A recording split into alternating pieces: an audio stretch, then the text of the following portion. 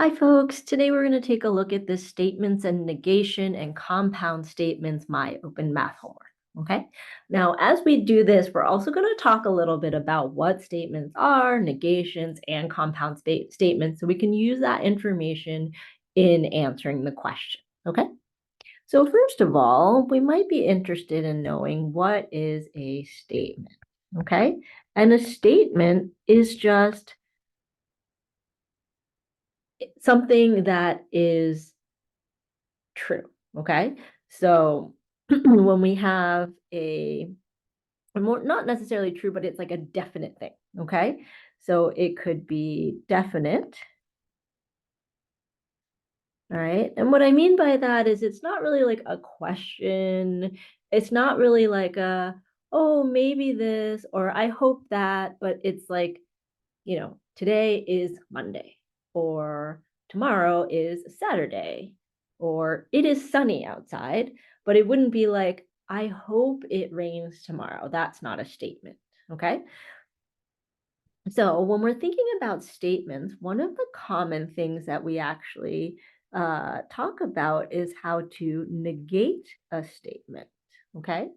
And to negate a statement, we really are just saying, let me choose a different symbol here. If we're negating a statement, we're really just saying that the statement, sorry, we change the statement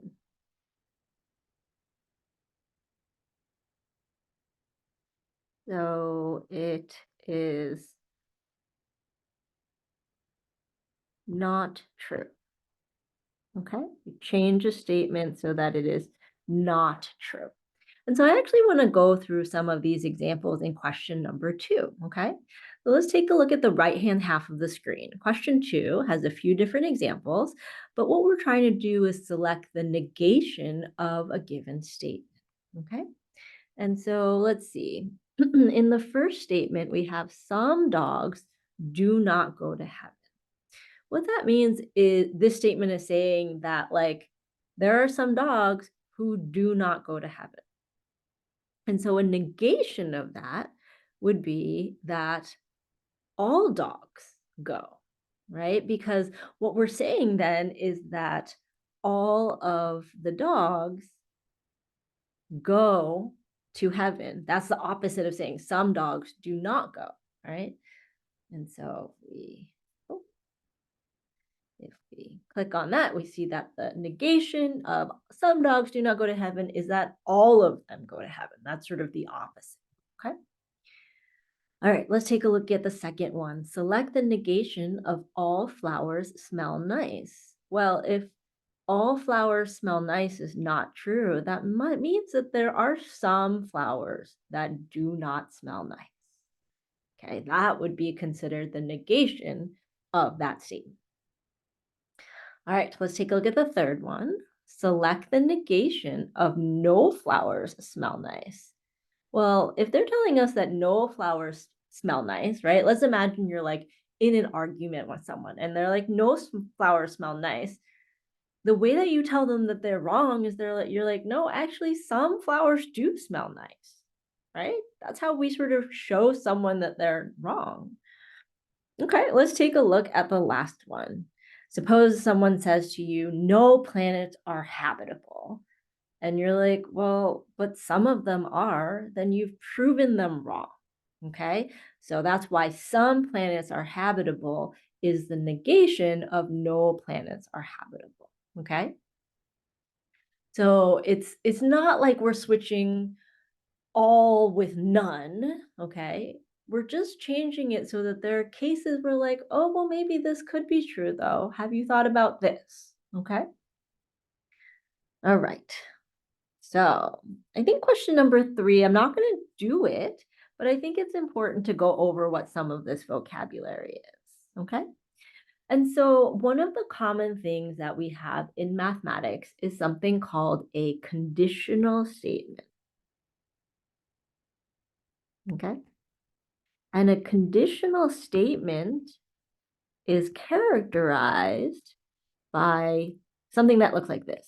If something then something else, okay?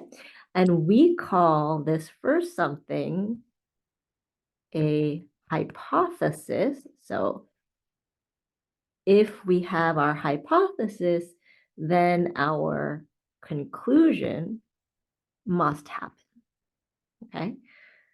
So for example, we could say, if today is Monday, then tomorrow is Tuesday. Okay, that would be an example of a conditional statement.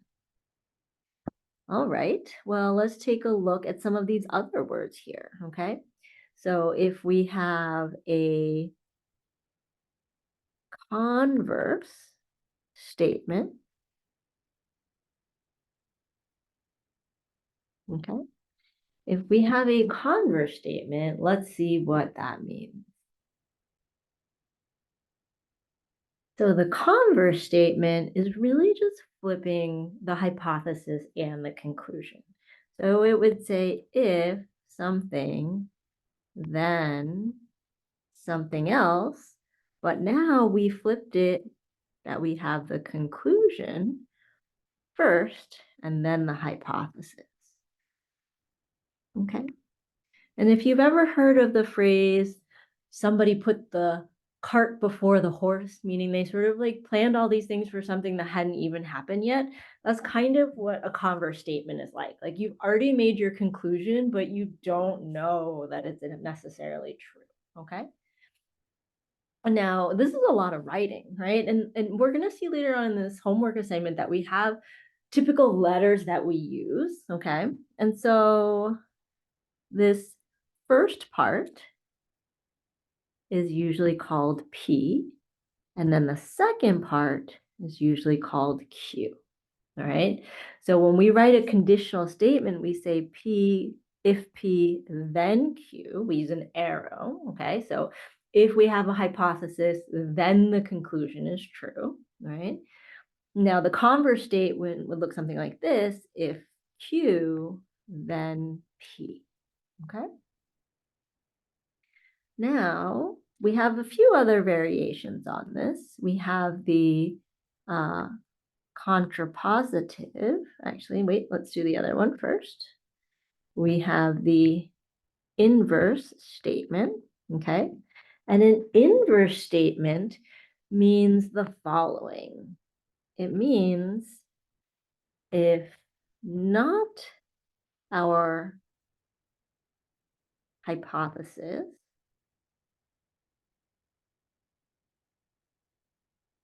then not the conclusion. Okay? Meaning if we negate the hypothesis, then we also negate the conclusion. And we don't really like to have so many words. And so we start to use some symbols here to say not, okay? Now, not, the symbol can be one of two things. We can say like a little squiggle in front of it, that means not. Or sometimes we use sort of a little like tiny right angle, okay? And so if not the hypothesis, that would be not P, then not the conclusion would be not Q, right? Or if we want to use the squiggly, we could say not P, then not Q, all right? Now, last but not least here, let's talk about the contrapositive. Now, the contrapositive, that really takes our inverse and converse and does both of them. So we flip the hypothesis and the conclusion and we negate them both. And so that's going to look something like if not P, whoops, if not our hypothesis, but not our conclusion, then not our hypothesis. Or we could use the other symbol, not Q, then not, other symbol, then not P, okay? And I did link some other videos that talk about those a little bit more in depth, so you can check those out if you want for the definitions, okay? But let's see if we can do a few examples. So let's see. Let's start with number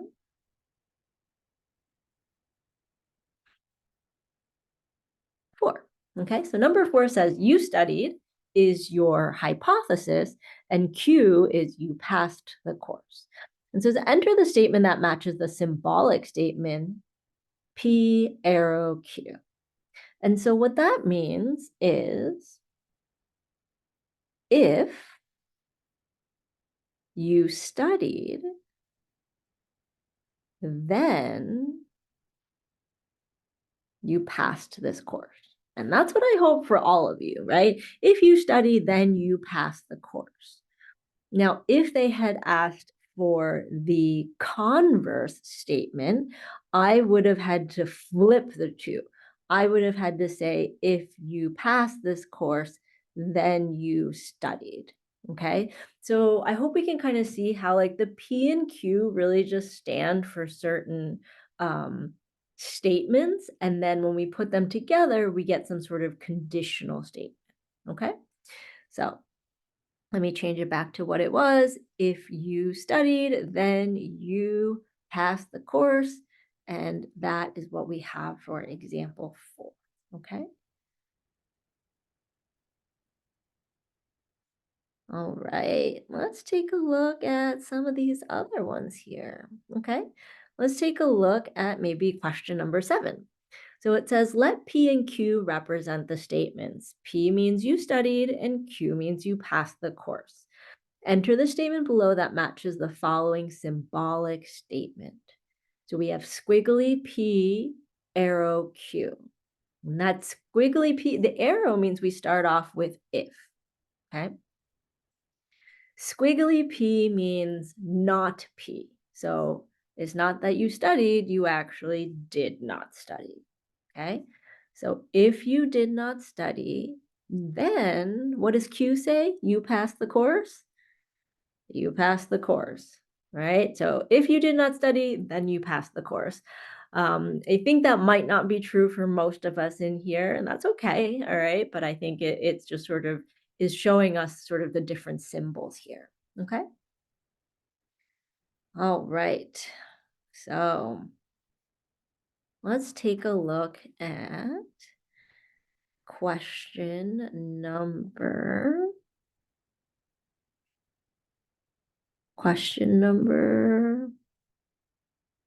11, okay?